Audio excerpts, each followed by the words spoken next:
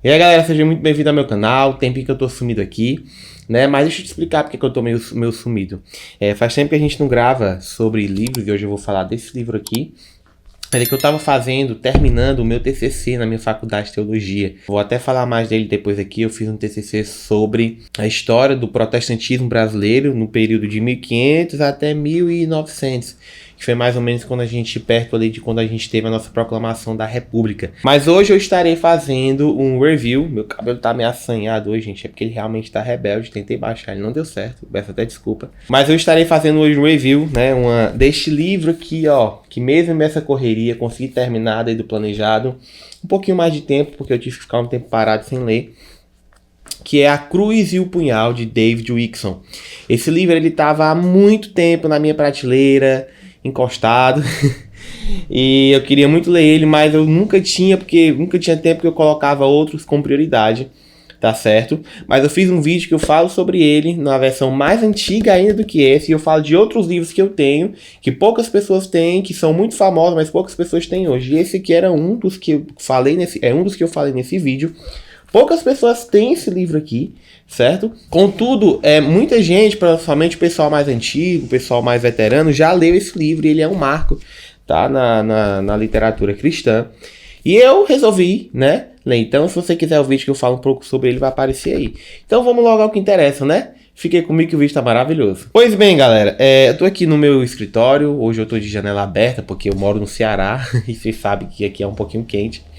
E eu estou aqui no escritório aqui que eu gosto de estudar. E eu quero falar um pouco sobre esse livro aqui. Primeiramente, o que mais impacta nesse livro é o fato de que como a vida de uma família, a vida de uma igreja e a vida de milhares de pessoas podem ser mudadas simplesmente porque esse cara, David Wilkerson, ele resolveu deixar de assistir televisão no seu momento de folga e começou a orar. O livro, o nome é A Cruz e o Punhal, né? Mas para quem nunca leu o livro, como eu nunca tinha lido este livro antes, só li algumas partes do livro, é muito legal porque a forma que a história ela foi se desenvolvendo mexeu muito comigo, me impactou bastante. Por exemplo, quando eu comecei a ler o livro, eu achei que esse livro falava um pouco sobre a biografia e a história que o David Wilkerson teve, né? A história que ele teve de fundar a sua igreja, né? Porque quem conhece sabe que David Wilkerson ele foi um pastor da igreja da Times Square nos Estados Unidos, em Nova York.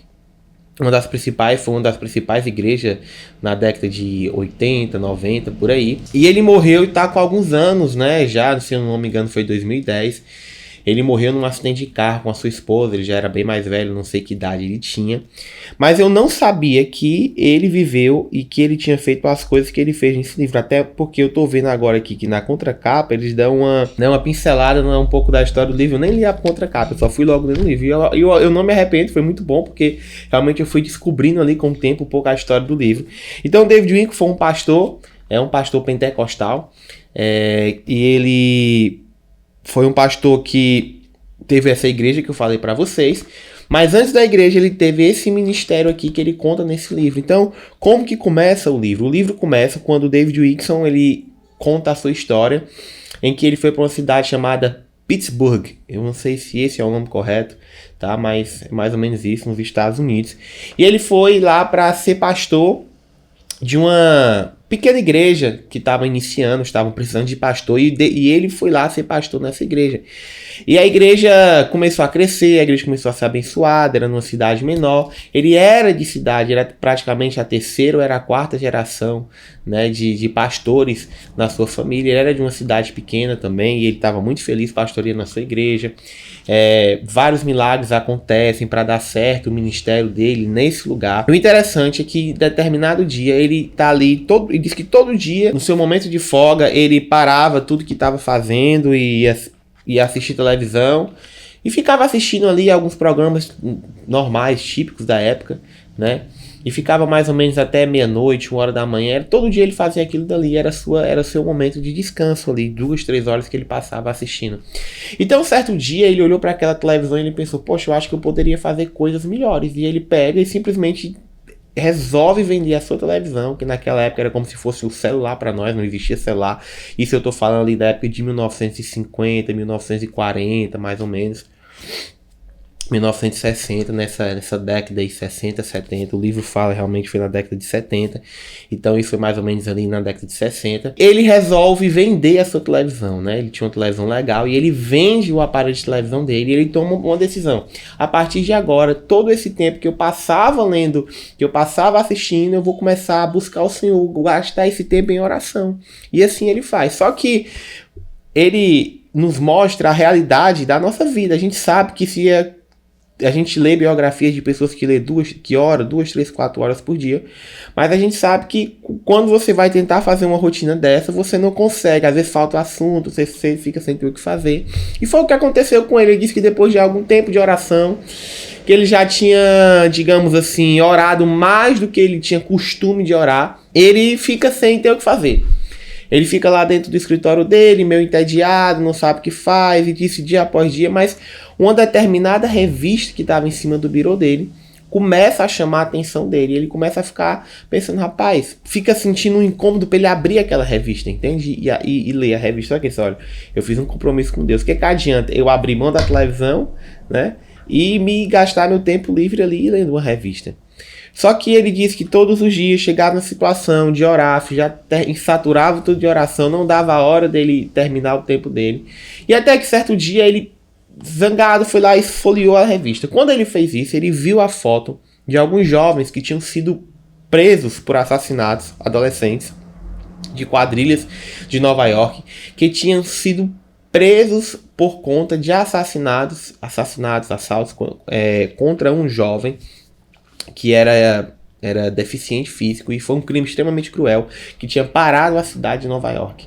E aí ele vê aquela revista ali, e ele vê aquilo ali, e ele imediatamente, o Senhor Deus o toca profundamente. Mas o interessante é que ele não foi tocado com remorso pelo cara que morreu. Não quer dizer também que ele não se importou. Óbvio que aquilo dali trouxe sobre ele um impacto emocional muito grande. Imagina você ver a notícia de um assassinato tão cruel.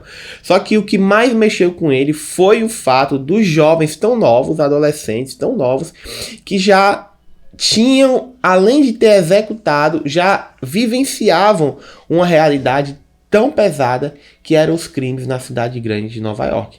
Então aquilo impacta ele de uma forma, e resumindo a história, ele resolve pegar o seu carro, que era praticamente um dia de viagem para Nova York, pede oferta para os irmãos da igreja, e ele vai para a cidade de Nova York à procura destes jovens. Ele só simplesmente entendeu de Deus que ele precisava falar, simplesmente porque ele decidiu orar. Ele entendeu de Deus que ele precisava ajudar estes jovens que estavam cometendo assassinato. Ele queria falar com esses jovens lá na prisão. E aí ele pega o seu carro com o irmão da igreja, as pessoas fazendo chacota dele, porque achavam que ele era louco pelo que ele estava fazendo, e ele pega o seu carro e vai para Nova York para tentar falar com esses jovens e pregar o evangelho, que de alguma forma conversar com eles. Ele relata que se sentiu direcionado a Jesus. E a partir daí, uma série de coisas começa a acontecer. O mais irônico de tudo isso é que durante todo o livro ele nunca conseguiu falar com esses jovens que ele foi. Mas essa disposição dele de falar com esses jovens fez com que ele conhecesse outros jovens da cidade de Nova York. Jovens que estavam realmente afundados na droga. A droga daquela época nos Estados Unidos era a heroína, que era aplicada na veia. E muitas pessoas estavam viciadas e tudo mais, da época de muitas coisas que estavam acontecendo naquele país. E ele vai literalmente para os piores bairros de Nova York. Naquela época ali, o Bronx, né, que ele fala, o Queens, o Brooklyn. Ele vai para os piores lugares de Nova York, para o meio dos imigrantes, para o meio das pessoas negras que naquela época sofriam muito racismo e eram abandonados, ficavam às margens da sociedade. Ele vai para os porto-riquenhos, ele vai para os espanhóis, enfim.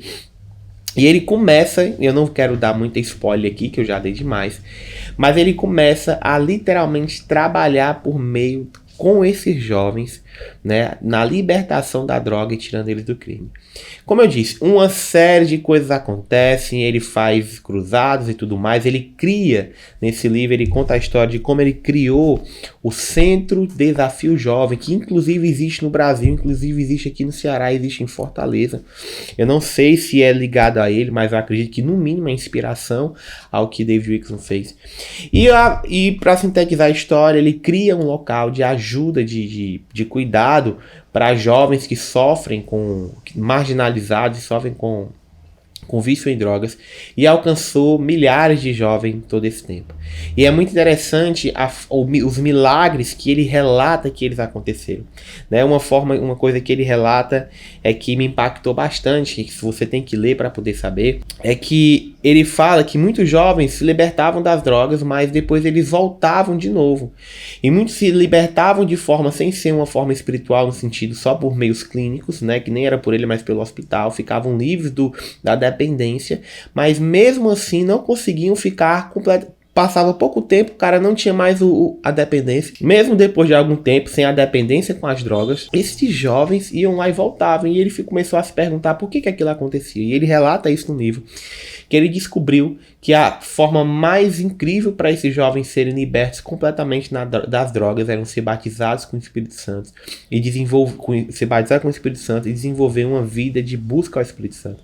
Então ele começa a mostrar vários exemplos, quase unânime, de vários jovens que ele acompanhava, que estes jovens, quando eles estavam lá, eles oravam intencionalmente para que eles fossem cheios do Espírito Santo. E depois que eles eram cheios do Espírito Santo, eles ajudavam, né, que o Espírito Santo de Deus vinha sobre eles ajudavam numa vida para se tornar constantemente cheios do Espírito Santo. Então isso, ele conta que foi o crucial.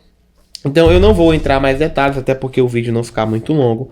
Eu contei só o início, quando iniciei a história dele. E aí, irmãos, é muito impactante. Tem a história do Nick, tem a história da Maria. Ele conta detalhadamente como era a vida de alguns jovens, né?